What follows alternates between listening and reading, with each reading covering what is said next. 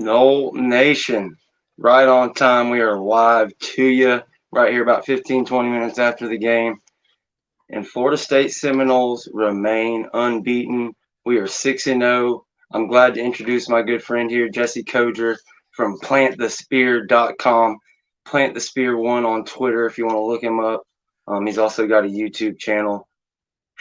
That was we've talked about it ad nauseum on this channel. If you followed into our stuff, we haven't quite put together that 4-quarter game. Another week we don't get the 4-quarter game, but we got 3 damn good quarters today, and I'll take it, man. I had it 48-24 my predictions. I was thinking maybe we'd get some backups in late, maybe give up a few scores, but man, this defense really brought home the bacon all day long. They were stifling. Could not be happier with defense. Toafili, so many bright points. What's up, Jesse, man? What do you think?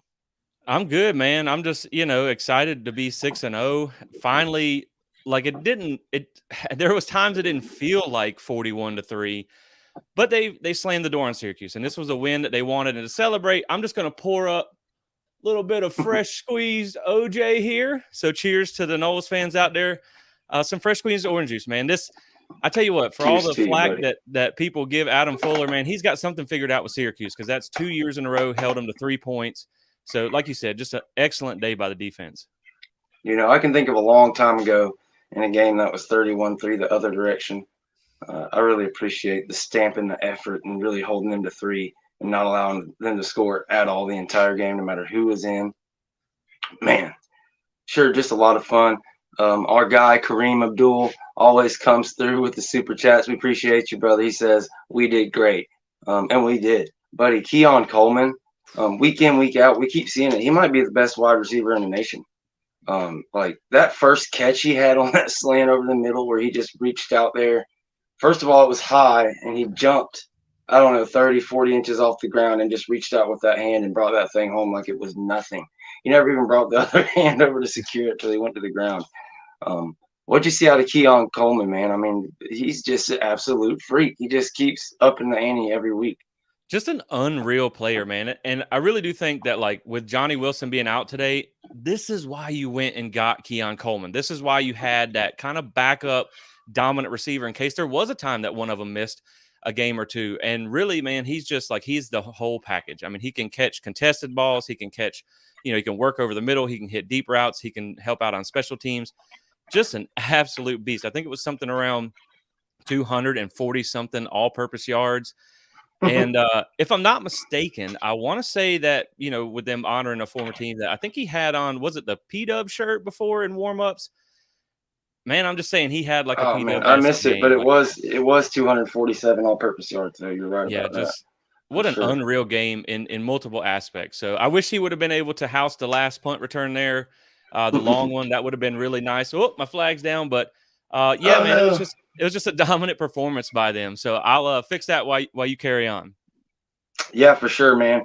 He ended up with 9 for 140 just in the receiving game. Another guy, Jaheim Bell, a guy we've been waiting to get off. If you've been following the team lately, he's actually been a little hurt. But yeah, Jaheim Bell has 4 catches for 87 yards. And man, Jordan Travis missed him early on a play that probably would have been a touchdown.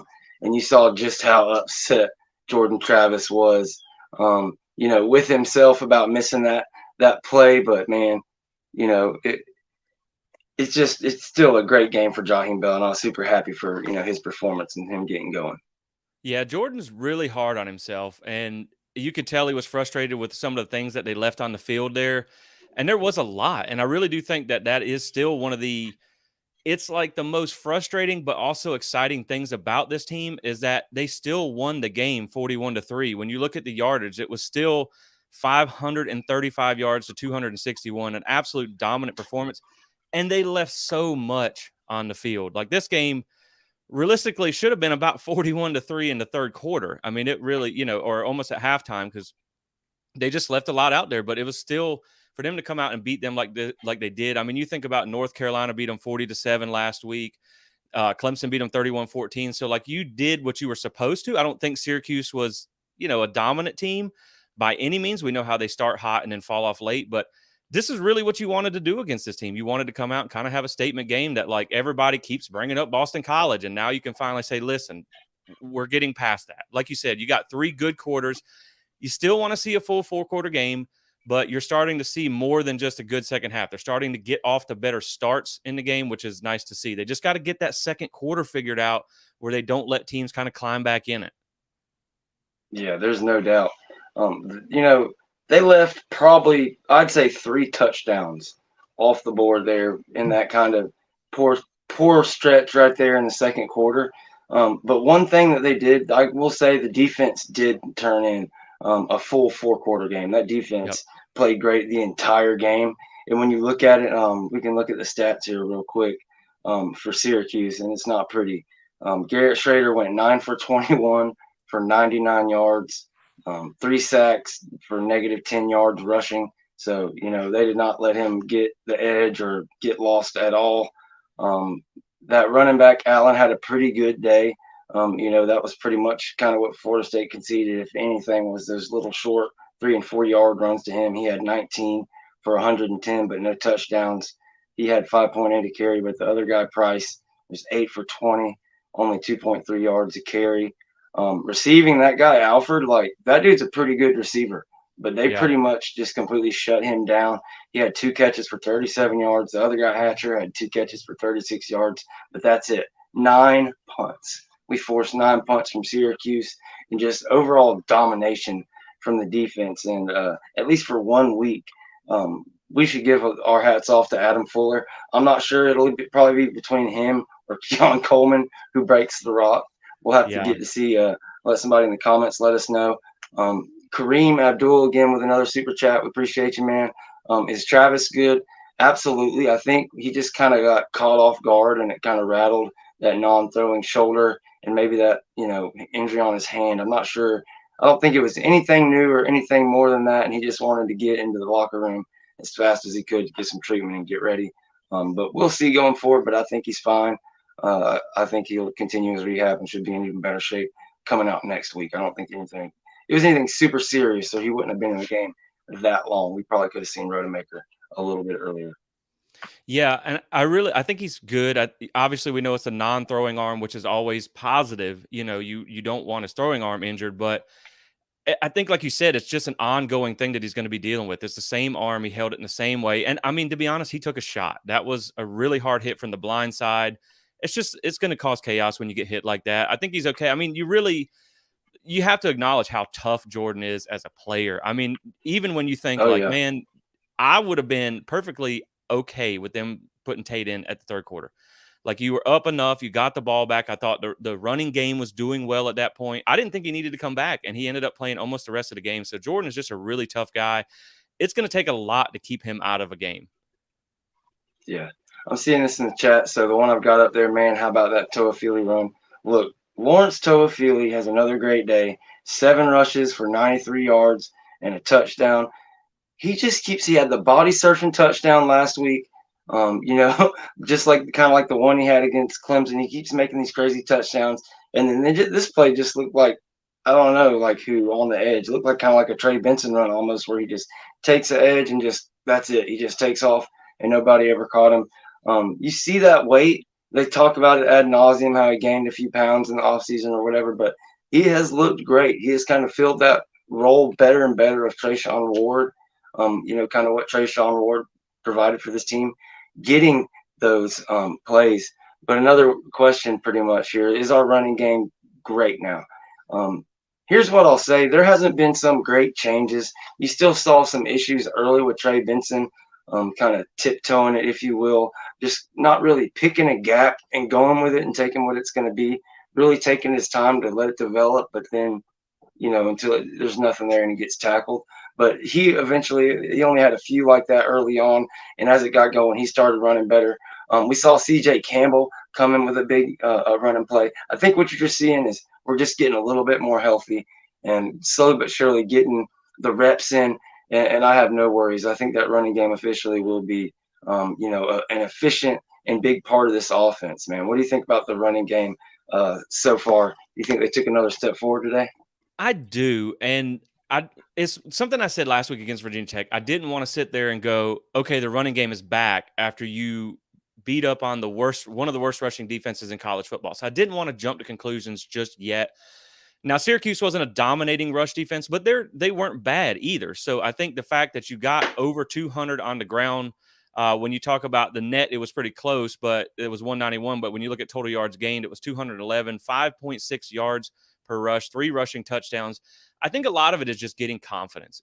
Trey Benson, even though he had a monster season last year, 994 yards, almost hit 1,000 yards, he was still kind of the backup. He still hasn't been the lead back of the group yet. I like what you said about CJ Campbell. Man, I'm telling you, I think CJ Campbell is a certified dude. I think he's got something to him. I love the way he No runs. doubt. We saw Keziah Holmes do a little something on a swing route late in the game. So I think they're building confidence. And I think that, this is now 2 games in a row where you got 200 positive rushing yards right at the 200-yard mark net. So I don't know that they're going to do that in every game going forward, but I think just them getting that confidence is going to play big, because you got a team next week in Duke that, I think you should be able to run on them too. I think you should be able to win the line of scrimmage, the battle at the line of scrimmage. So I think the run game it's in a good place. It's getting better. They're figuring some things out. We'll see how they do against maybe like a Miami or something with a better defense. But I think they're getting on track. This is 2 games in a row that they really put up some nice yards. Yeah, I agree, man. It's really, really interesting to see what happens next week, so we can kind of, talk about that Duke game, because will Leonard play or will he not? Be interesting to see. I don't think he's going to play today, but man, that could be either a great game or we could see another game like we saw today. I would not mind it at all. But again, another guy that I was super happy to see get, a bunch of touches early was number 7 on offense, Mr. Yeah. Destin Hill. Man, they really came in, and he was a part of that early game script. Obviously, they had a plan to get him going with Johnny Wilson being out, and I absolutely loved seeing him get the ball, and you can really see the potential there with him. Plus, obviously, Hakeem Williams with the big touchdown late. How about these freshmen? They keep working them in. Is there anybody you saw that really stuck out to you besides, or just if you want to just Man, compound on what I said? I gotta like really give props to Hakeem, man. I mean, I know it was late in the game during some garbage time, but the burst that he showed on that touchdown, like, you see why they're so excited about him. I know it's going to take him some time to really get used to the game plan, but man, he is just an absolute. He's going to be a beast when he gets really like ready to play in a big time situation. But you can see why he was a 5-star. The tools that he has for the size that he has, man, that's a really exciting guy to watch. Man, And when he got that stride going, he was gone. man, Sorry to you're not interrupt you. catching him. Yeah, you're not catching him in the open field. Yeah, he's a beast, man. The thing about being number 4 in the country and being in the ACC and kind of dealing with fighting perception and everything every week, I look around the country, and Georgia, were they on the road at Vanderbilt, or was that a home game for them? I think it was on the road. It was on the road. And one thing to watch about Georgia, they don't know the extent of it, but Brock Bowers did get injured in that game. He did come off limping, but I don't know the extent of it or anything like that. But it was at Vanderbilt. That would be big for him, because he is their offense. But you go and you let Vandy hang 20 on you. Everybody was giving us piss and vinegar for going on the road to Boston College. I mean, you're talking about going to Boston for a Florida team in September to play a Boston College team for their red bandana game at noon or whatever. Here we are. What was it? 41-3, dominate our, in conference kind of powder puff game, and you go and you let up 20 on Vanderbilt. I mean, there's no way we jump them, but I mean, it's food for thought. I don't think there's any team out there that has looked better, or have, like, we already had the resume kind of in our hat. Nobody was really arguing that too much. Their big thing was, oh, well, you played a close game here, you played a close game there. We're seeing teams like Miami lose to Georgia Tech. You see Vanderbilt put up 20 on Georgia. You see all these other things around the nation. We're going to see what happens with Oregon and Washington. They're both behind us, so it won't really affect our rating. But also that Ohio State game, I didn't see how that went. I'm not sure how they did. Yeah, I think it's interesting though. Like you said, you see so many close games out there, and I'm just going to kind of check a couple scores real quick while we're talking. But you talk about Go ahead. just teams that have had close games, and yeah, Florida State. I think like people just got to understand that Boston College game, like, it was influenced by the flu and things like that. The Clemson game, I think, gets looked at under a microscope because of the fact that you had a close game the week before against Boston College. But that game was going to be close regardless. Virginia Tech was not close. It could have been a lot bigger.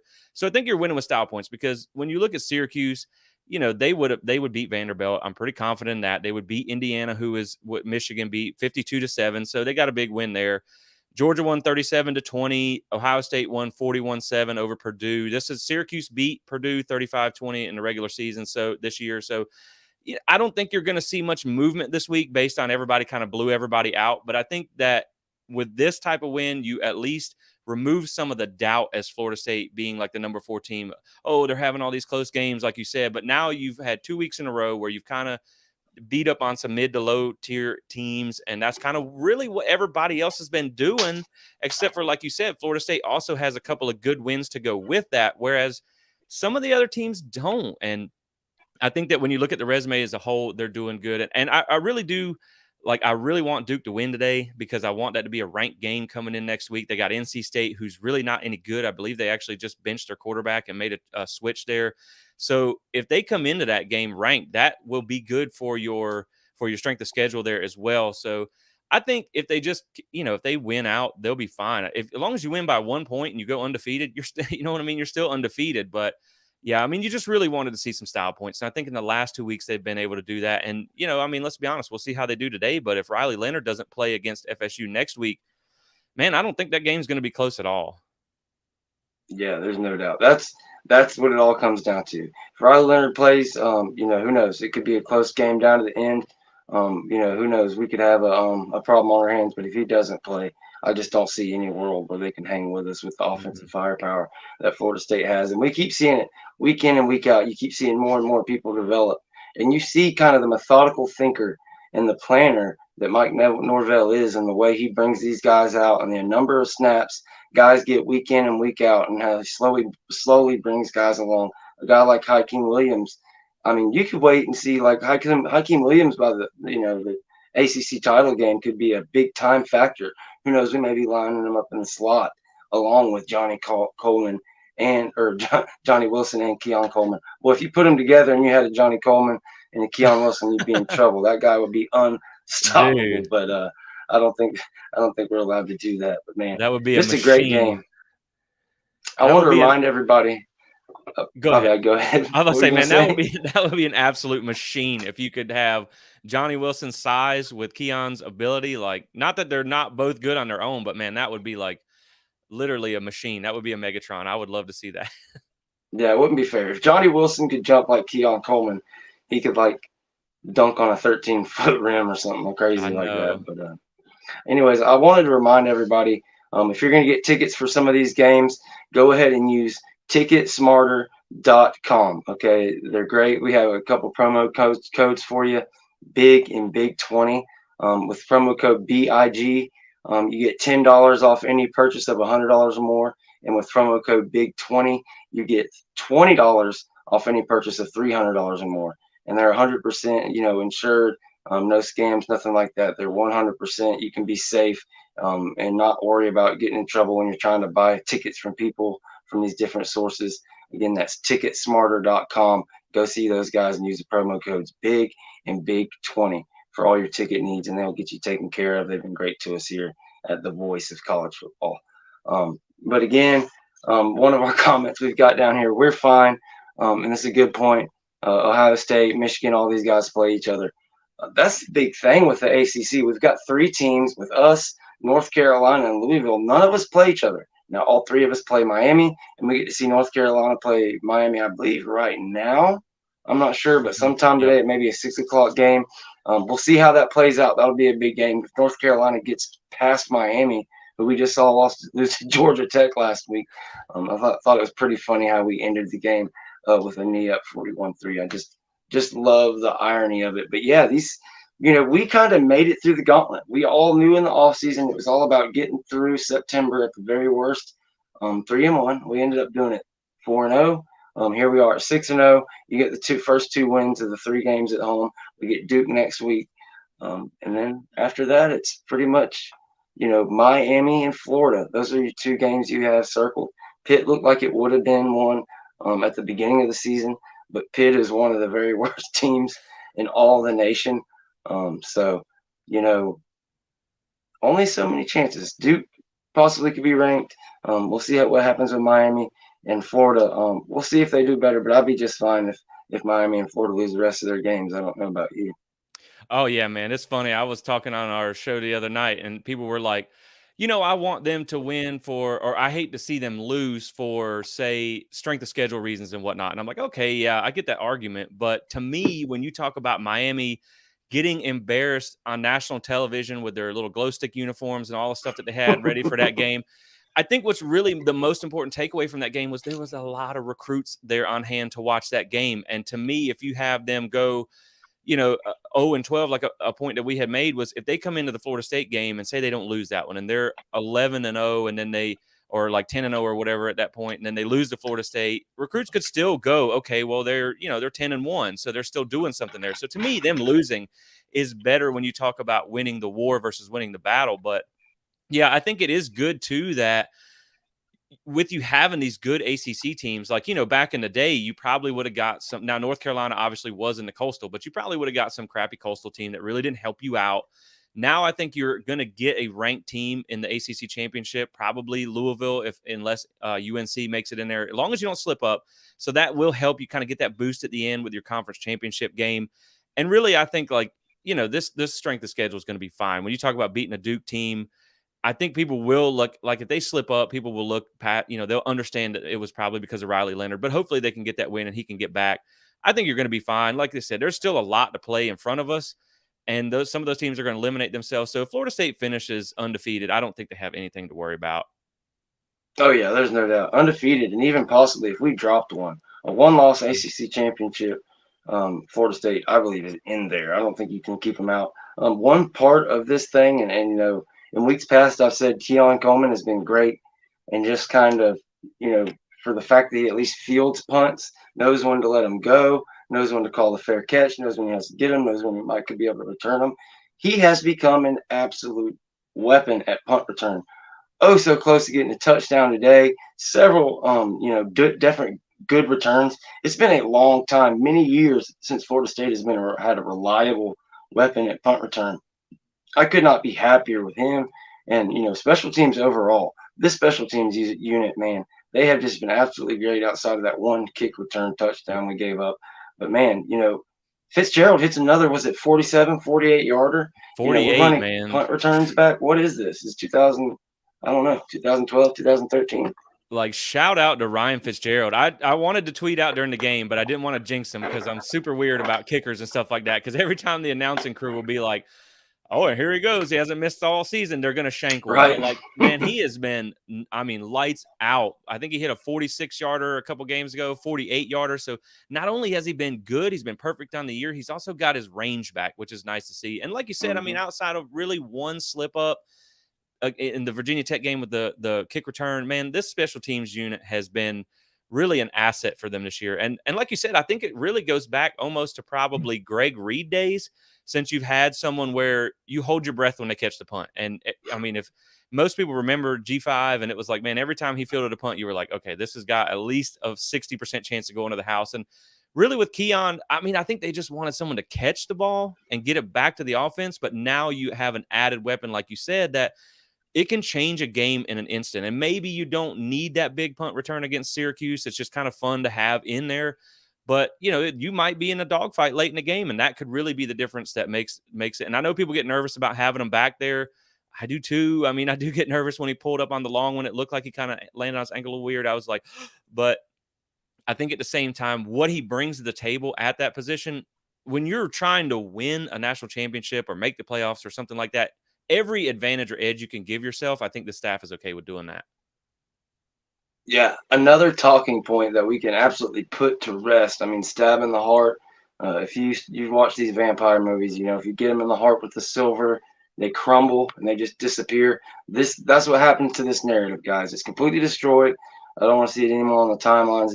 Jordan Travis just shredded the middle of the field. He missed one throw to Jaheim Bell down the seam, in the first quarter, very early, that he made up for almost immediately. But tons and tons of slants and in-breaking routes to different guys. Keon Coleman was all over the middle of the field.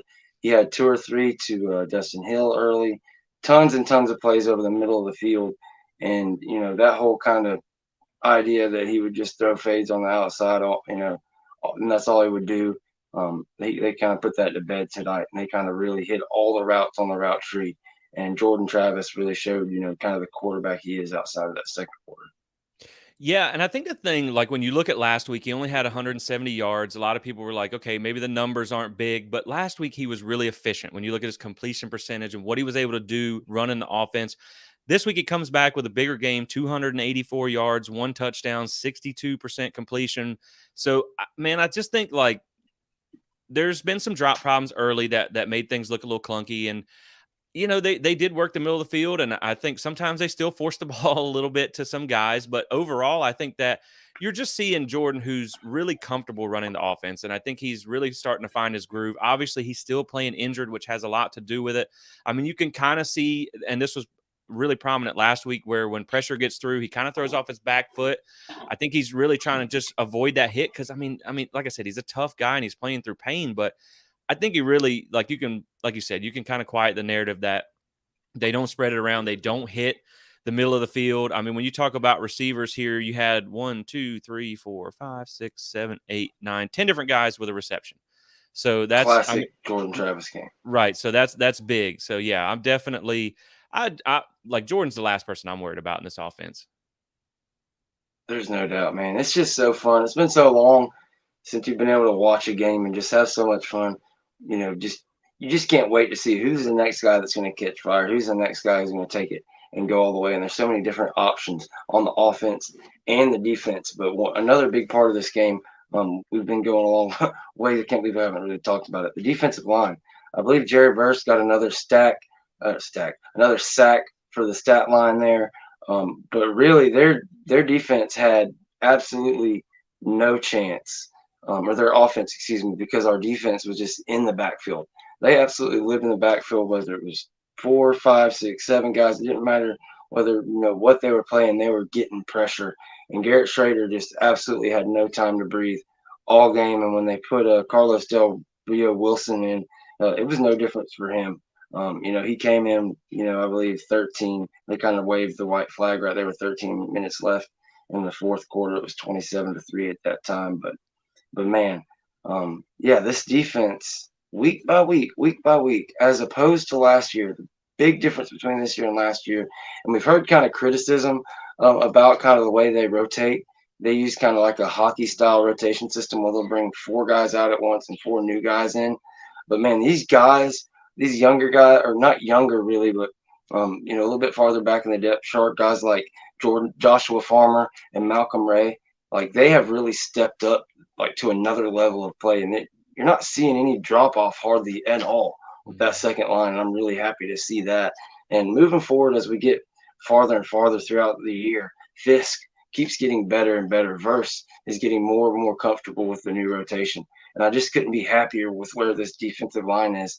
And I can kind of stick my chest out, pretty strongly and say for sure this is that top 10 defensive line unit and, kind of front 7 that we were expecting coming into the year. Yeah, I really think that you are seeing them take over games. And this was one of them. I think last week they played well too. And like you said, I think it's a kind of it's a long season long type of plan what they're doing right now with their rotation. They don't want to overwork some guys because it's a long season, and that realistically when you have guys like Malcolm Ray, like Dennis Briggs, these younger guys, even like Gilbert Edmond is a guy who's been making some plays. I think when you have a second string rotation, if you want to call it that, the number 2 rotation, when they can come in and dominate a game as well, I think that is great because then you can keep those top guys fresh. And what you're seeing, and this is something Norvell talked about where, we talked about this on the last episode where they're modeling it after the teams that have had success at the highest level, and that's winning a national championship. And you really can't complain when they do that. And so, like when you talk about them winning the second half, winning the fourth quarters, that's part of it. Like you have these guys who have been rotating the whole game, and now in the fourth quarter, they're not gassed like the offensive line who doesn't rotate like that. So I think it's bringing it in waves, is doing really good. And, as much as we talk about the defensive line and how dominant it can be, I really got to tip my hat, man. And for as much flack as they caught the first few games of the season, this secondary has been playing really well the last 2 weeks. I mean, you have 9 PBUs by Florida State, 3 sacks. You had a lot of just, I mean, they are on top of these receivers. They are playing tight coverage. I think one thing that stood out to me today when you're looking at the defense, they played really aggressive early in the game. And this was probably the defense's best game. I mean, they just were lights out in this one. And that secondary, man, they look like they figured it out. Shout out to Fentrell Cypress, a guy that's taken a lot of heat throughout the year. Man, yeah. I'm interested to see. I don't know if you have it in front of you, but he had at least 2 or 3 pass breakups. It looked like in the game, and man, he was everywhere today. So I was really happy to see his play. My guy, that I'm always stumping for, Conrad Hussey for president. He actually made a couple boneheaded plays today. I'm not sure, because it's kind of hard to see from the original tape. I'll have to go back and watch and see how much he played in the second half. But yeah, lots of young guys got in there, and for sure the best, kind of game our defense has played. But yeah, the defense they carried today, it was unreal in that second quarter. It just seemed like 3, 4, possessions in a row. We kept giving it back to them. They give us amazing yard opportunities, inside the red zone, and we keep putting them back in more and more precarious situations, and they just kept stiffening and give the ball right back, like it was nothing. So that what we saw a real championship defense today. And yeah, it was Syracuse. We're gonna have to see it against the big guys, but we have, who's held LSU for? I believe we still to this day have held LSU to the fewest points they put up all year at 24 in that week 1 game. This defense is legitimate. There's no. I mean, what is this? 3 quarters, 3 points. Yeah. I mean, they gave up 0 in the second half of Virginia Tech. 3 in the first half of this game and 0 in the second half. So Adam Fuller is going to end up like somebody give that man a pat on the back. And it's kind of like one of the biggest things, one of the talking points is all these total yards and all this shit. Well, I won't curse.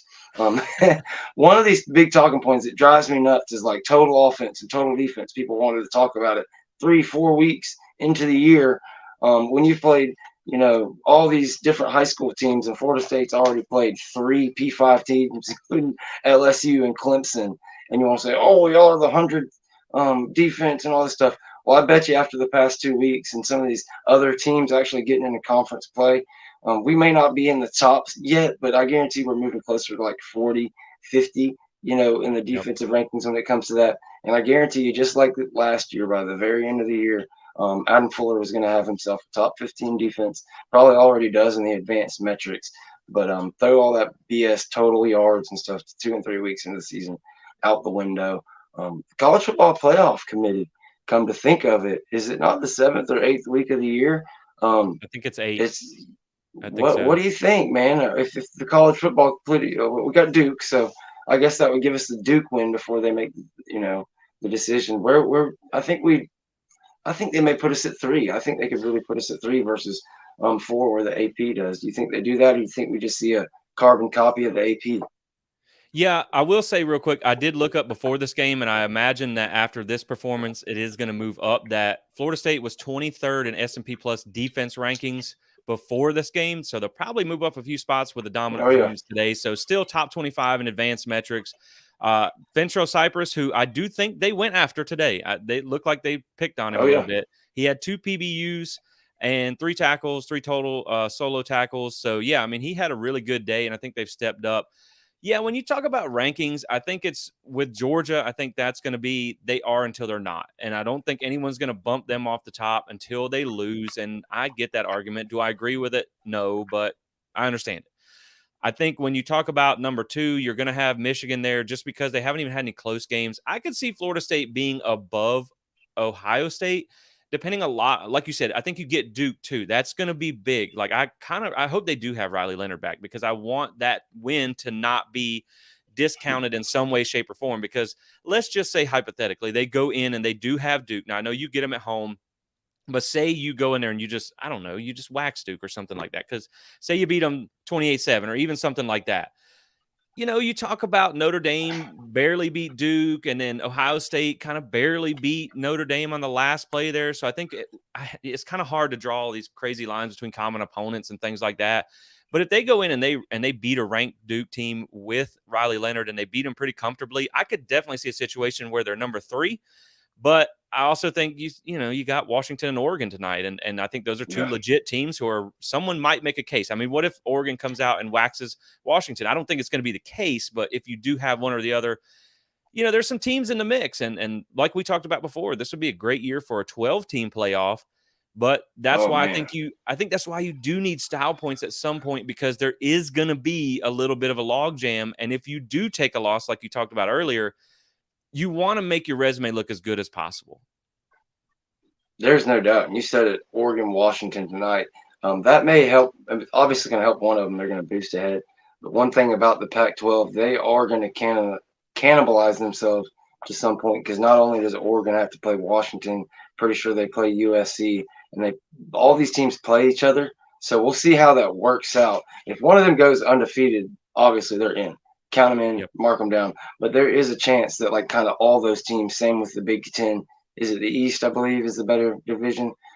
Whichever one the division is with Ohio State, Penn State, and Michigan, those guys all play each other as well. So at some point, at least 2 of them are going to have a loss. So we'll see how that works out. But, man, you look across the country and say you mess around and have a 2-loss SEC West team that wins the SEC and beats a Georgia, and they're 12-1.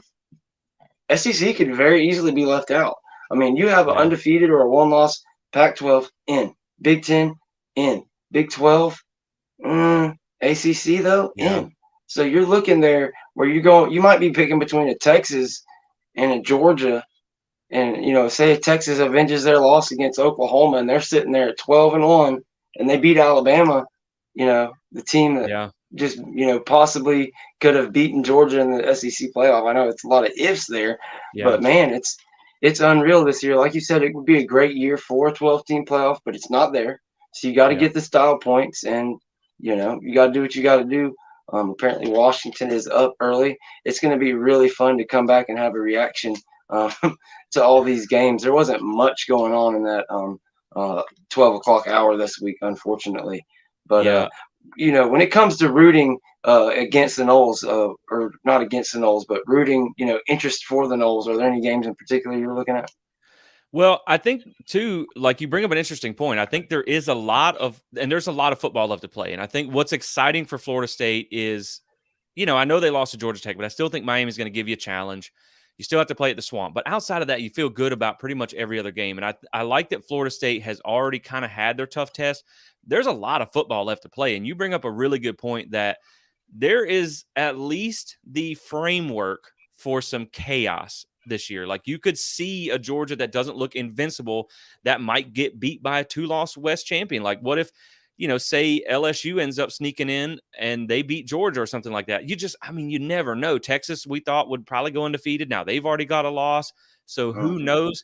Looking at some of these, like Penn State just went up 13, probably about to get an extra point, up to go up 14-0 on UMass at 12:35 left in the second. So that's a pretty slow start there. Oregon is up 8-7 on Washington right now. So yeah, man. I mean, Florida's losing at halftime to South Carolina 14-10. So to the Gators. But yeah, so and they were dogs to South Carolina, I believe, on the road. Man, this is tough. They haven't won it all on the road in the conference. Is that correct? This to continue the streak?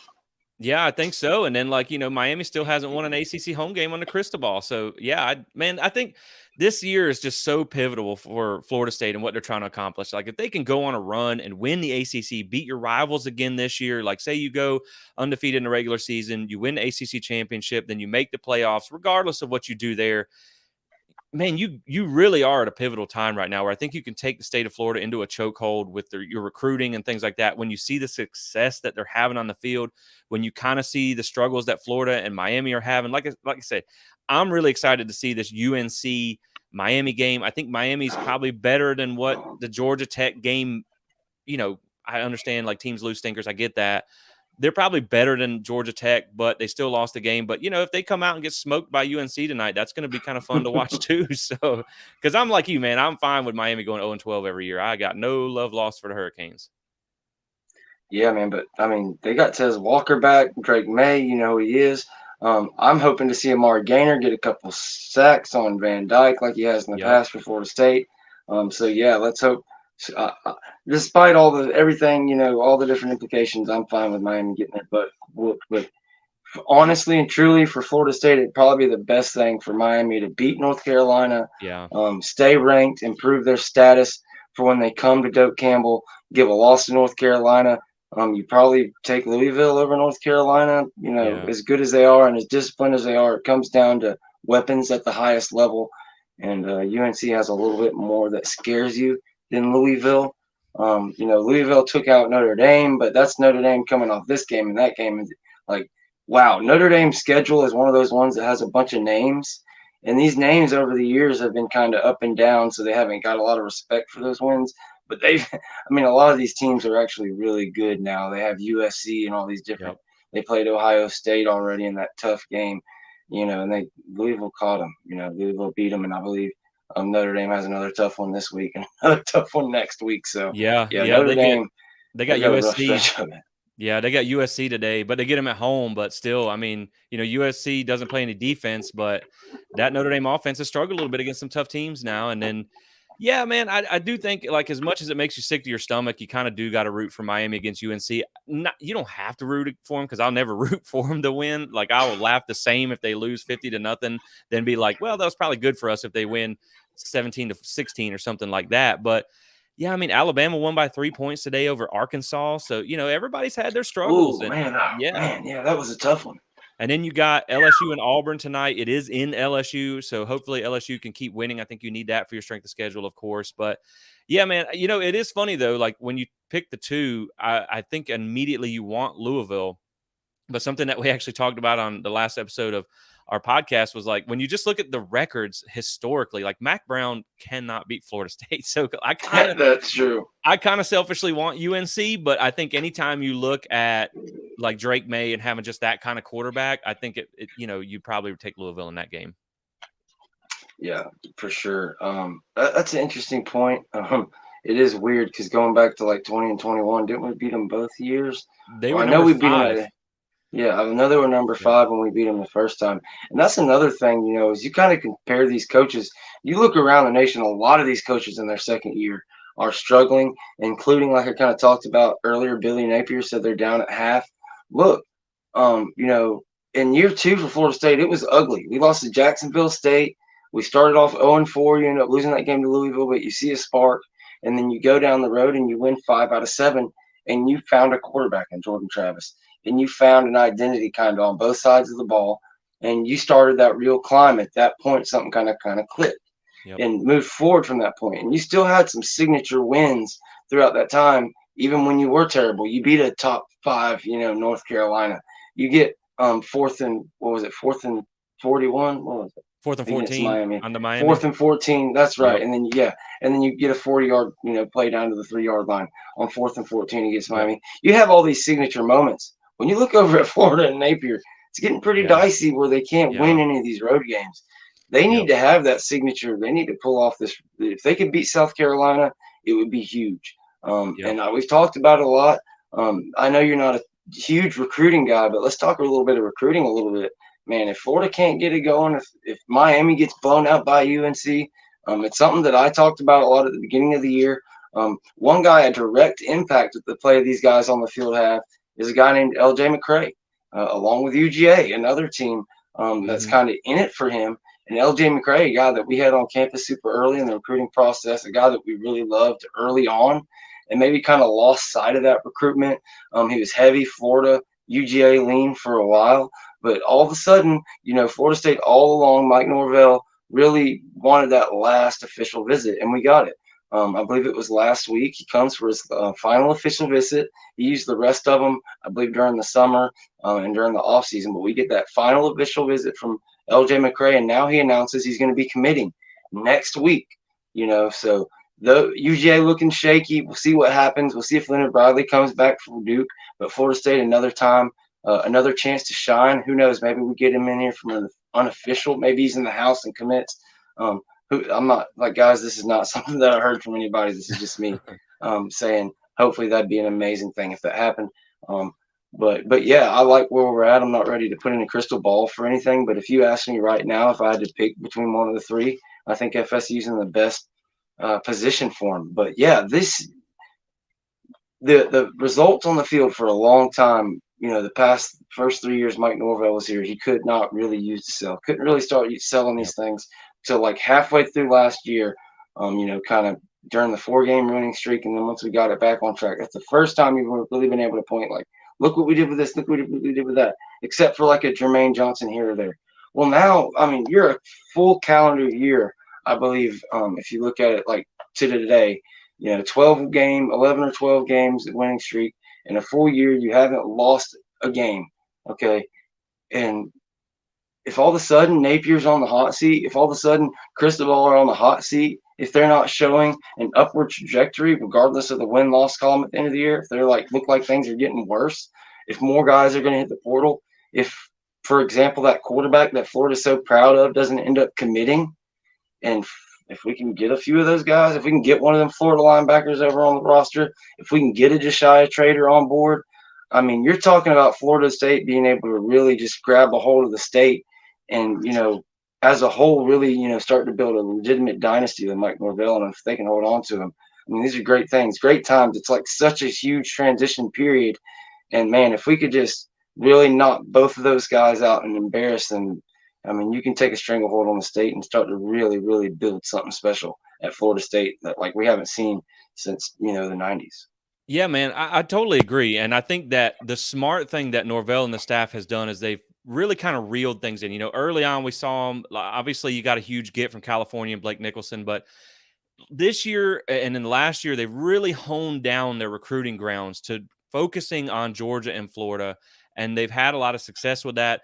If you can beat both of those in-state schools, like he was talking about there, you're going to get good recruits. I think also, like, just when you watch a guy like Keon Coleman have a day like he's having right now, not only for portal guys who you may be looking at next year if you need to fill some holes, but also high school recruits. Like, if you watch him have a day like that, I mean, all Mike Norvell has to do is just go turn on the tape and say, look, man, this is how we can use you. This is how we can exemplify your skill set. And people want to be a part of that because, like you said, I think early in his tenure, you still got the big names on campus. That was not hard for them. They got 5 stars on campus and things like that. You just couldn't land them. You couldn't get that commitment because, well, first off, like you said, you didn't have the results on the field, and that's hard. You didn't have success to sell.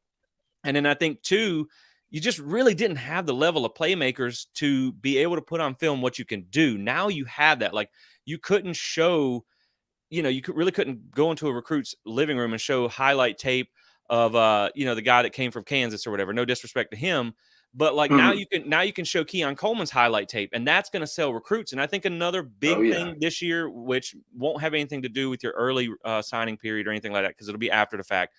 But one thing that Florida State has lacked that I think you're going to see them really rack up this year, that's a good sell for recruits, is NFL draft picks. Like when they haven't had one in the last few years. So if you have, this potentially 10 guys could go in the draft this year.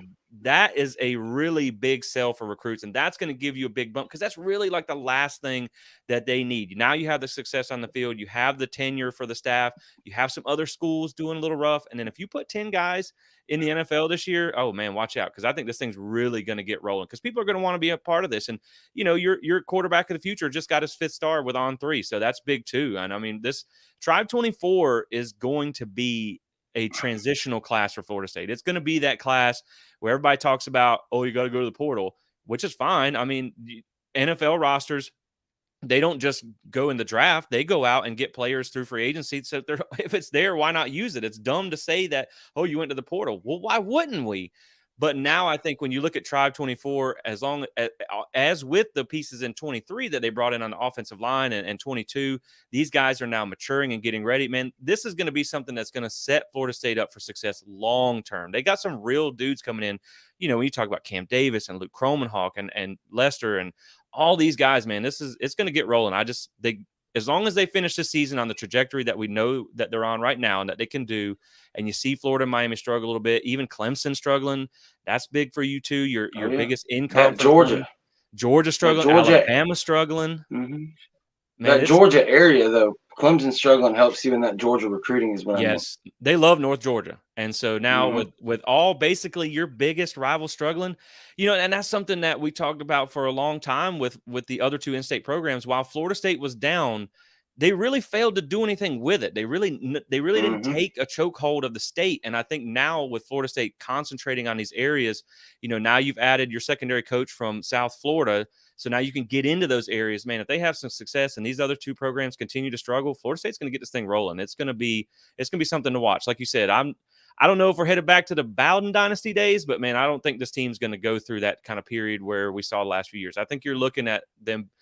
You're seeing the workings of a really successful program being built. And I think that's why they kept Norvell even through the struggles. You saw the little things, the preparation, the good moments like you talked about with 4th and 14, the beating North Carolina as a top 5 team. You saw the tea leaves of how he was building this program, and now you're starting to see it pay off.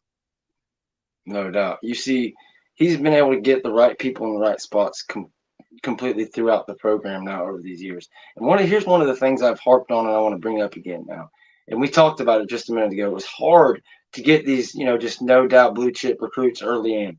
Well, and also in the portal. It's not like, people want to make out now like, oh, you just grab these guys out of the portal. His first 2 portal classes were not these guys who were, excuse me, not these guys who are already studs at big programs. He was getting like Trey Benson with 0 stats hardly. Johnny Wilson was only 100-something yards. He was getting Jermaine Johnson off Georgia's bench. He was getting these guys and bringing them up to different levels. Jared Verse from Albany, bringing them up. And just using literally some of the best, in my opinion, the best evaluation of talent in the entire nation when you're looking at guys, especially at this level. Just taking high school out of it, just if you want to get it, looking at guys at the college level, whether it be D2 or FCS or even, Power 5, he was able to pick up on diamonds in the rough and guys that really other people didn't want. They weren't finished products. Now, this year, he was able to go get a Keon Coleman, who was already that dude at wide receiver. He was able to go get a Braden Fisk, a guy who was at a bit of a smaller school, but still Western Michigan is no Albany, and we knew who he was. We were able to go get a Fintrell Cypress from Virginia, a guy to ready to just step in and plug into these different spots. And you're seeing now how dangerous that is to go along with the high school guys. And now that he's going to be able to bring in, you mentioned Tribe 24, Luke Cromenhawk gets his 5th star to go along with the rest of, just so many studs in that class. Even though he's dropping because he left Georgia, we have what was the number 1 tight end in the class for like a year and a half in Landon Thomas. You have 5-star wide receivers all over the place. Charles Lester, KJ Bolden, who's like I believe the number 8 overall on 3 now. Just an absolutely packed class. When you can get that along with who Norvell is going to get in the transfer portal and just keep building, it's going to be really scary. Because right now, as it stands, Florida State, when you look at the high school talent, they're somewhere in there in maybe the late teens to around 20.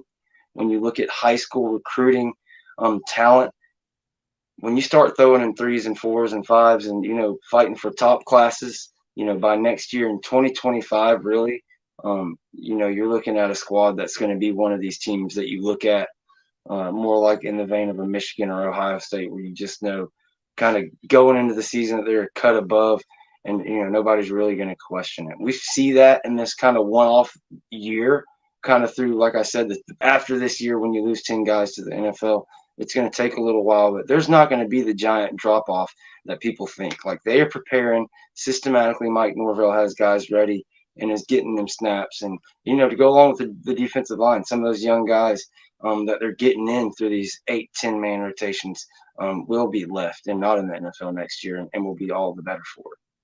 Yeah, man. And I think, like, when you look at this roster, when you look at the offensive line, really on paper anyway, your best offensive line haven't even seen the field yet. When you talk about Armella, when you talk about Lucas Simmons, when you talk about that big 22 class that they brought in, Lucas Simmons in 23, like, your best offensive linemen haven't even seen the field yet. And because of the depth that you've now built, they will all be 2 to 3 years in your system before they get on the field. You see the talent at defensive back and Azaria Thomas, Conrad Hussey. You name it, you can keep going. Vandrevius Jacobs, all these young guys, Hakeem Williams, that you got excited about, you can get excited about for the future. The quarterback room looks the best, going forward in the future, as long as you keep Cromenhawk in the class, which I don't, there's no concern about that. You have one of the best. You've been in the best situation in the quarterback room that you've been in a long time. And what I'll say about the portal is, I find it hilarious how other fan bases go, you guys built your roster out of the portal. Man, don't act like if Jermaine Johnson or Keon Coleman wasn't on their team, they would be, they would be cheerleading these guys too. Like, they're just sour grapes because they didn't get them. And I mean, like, that's like saying if Aaron Donald goes in the free agency that you're like, well, no, we don't want him. We'd rather go get a guy out of the draft. Like, are you stupid? Like, you want the best players that you can get. And when you look at the portal players, you can also evaluate them off college film. You can now evaluate them with having a year or two in a college strength and conditioning program. You're not evaluating, guys who are playing in high school against players like me who aren't any good. So like, you're now getting these guys with a better evaluation. And like you said, I think this staff is one of the best at identifying talent in the country. And Luke Kromenhawk is a perfect example of that. You offered him unranked backup quarterback. He's now a 5-star. So I trust the staff. I trust their evaluation. And while I think the portal won't be as full going forward, I think it was really just a mad rush the last few years. There's still going to be pieces. And now that they've shown that they can take these guys and put them in the league, like a Jermaine Johnson, like a Keon Coleman in the future and all this stuff, it's going to be an easy sell and they'll continue to have these success. And I think when you can mix proven parts with up and coming parts, I think that's a recipe for success. And I'm not mad at them at all. I just think everybody else is mad because of the success FSU is having from the portal players and they don't have the same. So I think it's really just sour grapes.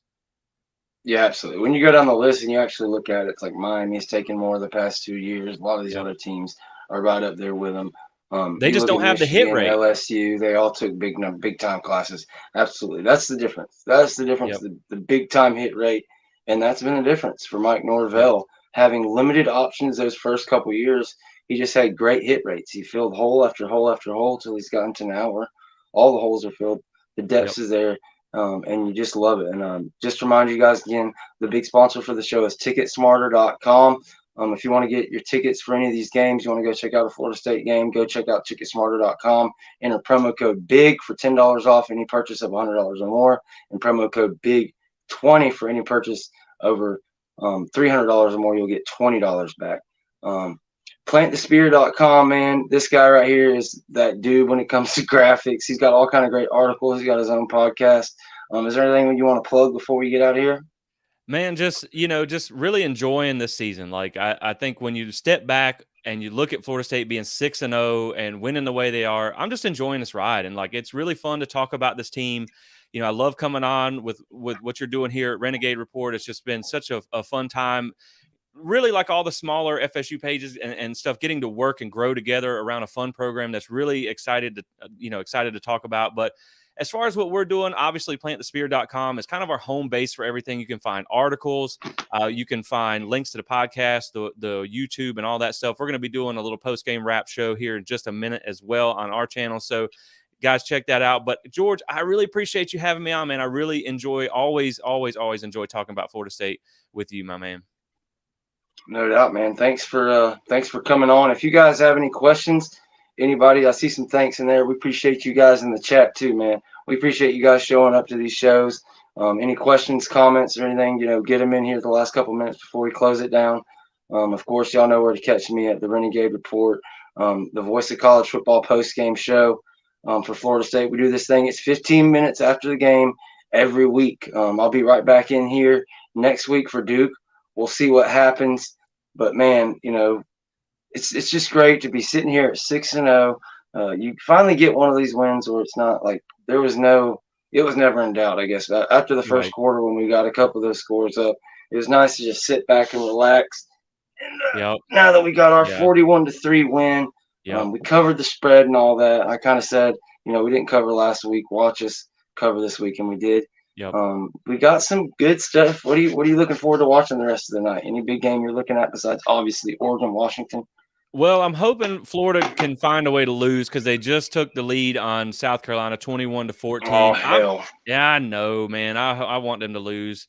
I'm really looking forward to that LSU Auburn game, man. I need to see something from that defense because LSU, their defense is terrible. Auburn's offense is not very good. I think it'll be interesting to see Louisville playing at Pitt. I don't see an upset there, but you gotta kind of start scouting Louisville at this point. It's kind of you just kept them on the back burner, like, I don't know. Right, like, I don't know that they're gonna be that good, but they got an easy schedule, and now it looks like, okay, well, you better watch that. And then, of course, the one I'm gonna be glued into is gonna be Miami, North Carolina. I don't think Oh as shit! a Yeah. ACC Huh. player, like, you can't not watch that game. Comes Has that one on kicked off?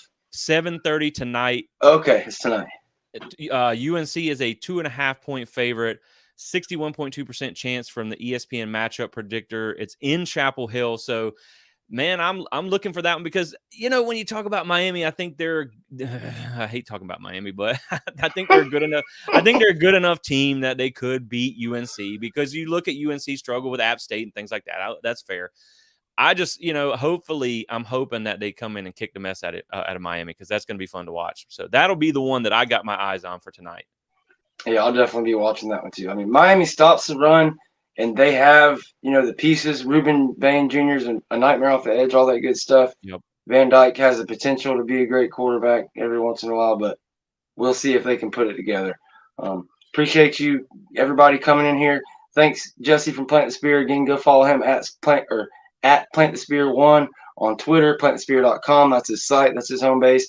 Go follow me at Renegade Report 1. We love you guys. We'll catch you guys next week right here at the Voice of College Football Florida State channel, and also, of course, the Wednesday live stream. Come check us out. We love you guys. Go Noles. Go Noles.